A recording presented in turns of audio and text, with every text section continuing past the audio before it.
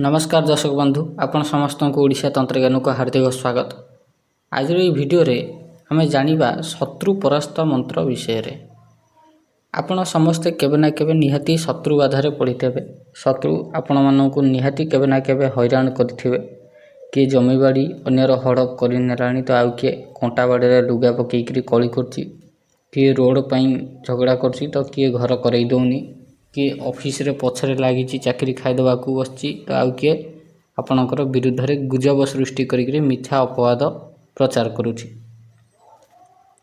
जमीबाड़ी case रे हो किंबा संपत्ति केस रे किंबा अन्य केस रे हो, शत्रु सर्वदा आपणक पछरे जदि लागिछंती आउ एकाधिक शत्रु लागिछंती तेबे सेभଳି क्षेत्र रे आपण माने निहाती गोटे काम करि परिबे, ताहा होछि शत्रु परास्त प्रयोग।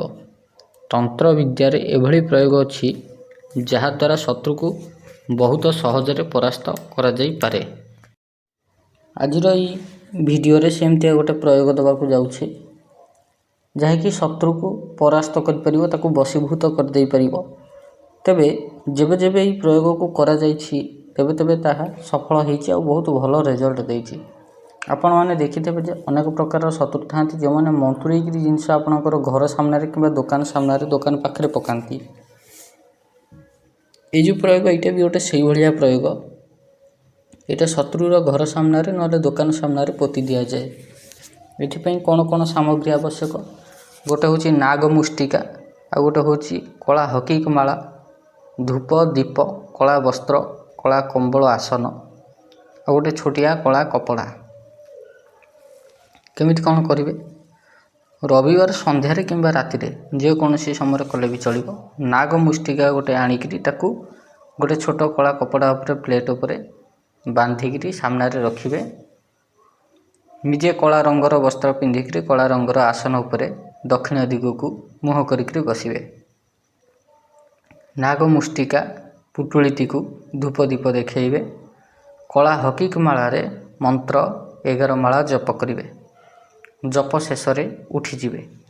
पुणी आगामी दिन कला वस्त्र पिंधि धूप दीप देखई 11 माला मंत्र जप करिवे। एमती लगातार 5 दिन पर्यंत प्रयोग करिवे। 5 दिन जेबे शेष हबो सेई पंचम दिन राति रे मंत्र जप शेष हो गला। नागमुष्टिका जो पुटुलिटा अछि ताकू घररू नहीं जिवे दूरे गिरी। शत्रु जी अच्छी शत्रुर घर सामने रे माटी रे टिके नाकू गात खोलिकरी पोती देवे किंबा शत्रुर बारीपटे पोती देवे। नचेते शत्रुर जदि दुकान अच्छी तेबे दुकान पाखरे चाखेंडे खंडे गात खोलिकरी पोती देवे। देखिबे आगामी 7 दिन भितरे धीरे धीरे शत्रुर मन परिवर्तन हो जीवो। से आपणक सह मित्र भली व्यवहार करिवो, आपणक इच्छा अनुसार काम करिवो। एटा सफल प्रयोग, परीक्षित प्रयोग। नागमुष्टिका कौन? से होची गोटे गुटिका टाइप रो जिनिस। काल भैरव गुटिका आपण देखिथबे, कामरूप मणि देखिथबे, सेही टाइप रो एटा गोटे जिनिस। जदि शत्रु मानक ऊपर किसी प्रयोग करा जाए, विभिन्न प्रकार प्रयोग अछि। वशीकरण प्रयोग अछि, उच्चाटन प्रयोग अछि, विद्वेषण प्रयोग अछि। जदि शत्रु कोर्ट केस कर देइछि तेबे से भलिया क्षेत्र रे विजय गणपति प्रयोग करा जाई पारे।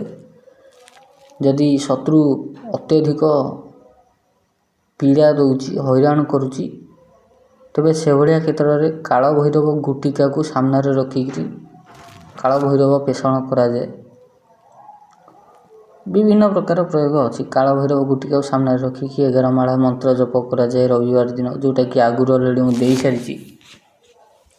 जदि शत्रु आपण मानक ना रे गुजब सृष्टि करछंती से भलिया क्षेत्र रे मध्य आपण चतुर्थी तिथि रे सर्व शत्रु बाधा निवारण पूजा गोटाए करा जाए, सेटा को करि परिबे। तेनु देखिया को पड़े शत्रु को भलिया शत्रुता आचरण करूची, तारो रेंज को टाइप रो। अति तीव्र शत्रु हेले काल भैरव पेषण करा जीवो। टिके कम ରେଞ୍ଜର ଶତ୍ରୁ ହେଲେ ସର୍ବଶତ୍ରୁ ବାଧା ନିବାରଣ ପ୍ରୟୋଗ ପୂଜାରେ ମଧ୍ୟ ଶାନ୍ତ ପଡ଼ିଯିବ ଶତ୍ରୁ। ଆଉ ଅତି ଉଗ୍ର ଶତ୍ରୁ ହେଲା ମାନେ ତାକୁ ଉଚ୍ଚାଟନ ପ୍ରୟୋଗ କରାଯିବ, ନହେଲେ ସ୍ତମ୍ଭନ ପ୍ରୟୋଗ କରାଯିବ, ନହେଲେ ବିଜୟ ଗଣପତି ପ୍ରୟୋଗ କରାଯିବ। ଆଉ ଗୋଟେ ଅଛି ସେମିତି ଧୂମାବତୀ ପ୍ରୟୋଗ କରାଯିବ। ଧୂମାବତୀ ପ୍ରୟୋଗ କଲେ ତ ପୁରା ଖାଇଯିବ ସେ ଶତ୍ରୁକୁ, ଏତେ ତୀବ୍ର ସେ ଜିନିଷ, ଶତ୍ରୁକୁ ପୁରା ବିଧ୍ୱଂସ କରିଦେବ, ପୁରା ତା'ର ନାମ ନିଶାନ ହଜେଇ ଦେବ। କିନ୍ତୁ ଧୂମାବତୀକି ଚଲେଇ ଆସିବା ଦରକାର ସାଧକକୁ, ତେଣୁ ସିଏ ବି ଟିକେ ସାଧନା ବି ଉଗ୍ର ସାଧନା। ସାଧକ ସାଧନା କରି ବସିଥିବ, ନିଜର ବି ପ୍ରାଣ ଚାଲି ଯାଇପାରେ ସାଧକର। ତେଣୁ ସେ ତନ୍ତ୍ରଟା ବହୁତ, ତନ୍ତ୍ରବିଦ୍ୟାରେ ଜଣେ ଏକ୍ସପର୍ଟ ହେଲେ ହିଁ ସେ ଚଲେଇ ପାରିବ। ଧୂମାବତୀ, ଛିନ୍ନମସ୍ତା ଏମାନଙ୍କୁ ଚଲେଇବାଟା ଏତେ ସହଜ ନୁହେଁ। ବଜ୍ର ବିରୋଚିନୀ, ଡାକିନୀ, କୃତ୍ୟା ଏମାନଙ୍କୁ ଚଲେଇବା ଏତେ ସହଜ ନୁହେଁ। ଅଙ୍କ କାଟିକି ବଳି ଦେବାକୁ ପଡ଼େ ଏମାନଙ୍କୁ। ବହୁତ କିଛି ତନ୍ତ୍ରବିଦ୍ୟାରେ ଅଛି। ଏଗୁଡ଼ା ସବୁ ଛୋଟ ଛୋଟ ପ୍ରୟୋଗ ଆପଣମାନଙ୍କୁ ଦେଉଛି, ଯେଉଁଟାକ କି ଇଜି, ସାତ୍ଵିକ। ଏଥିରେ କୌଣସି ପ୍ରକାରର ନିଜର ଅନିଷ୍ଟ ହେବ ନାହିଁ, ହାନି ହେବ ନାହିଁ, ଆଉ ଶତ୍ରୁ ଉପରେ ମଧ୍ୟ ତୀବ୍ର ପ୍ରହାର କରିହେବ ଏସବୁ ବିଦ୍ୟା ଦ୍ୱାରା। ତେବେ ଆଜି ପାଇଁ ଏତିକି ଭିଡ଼ିଓଟି। ଆଶା କରୁଛି ଭିଡ଼ିଓଟି ଆପଣଙ୍କୁ ଭଲ ଲାଗିଥିବ।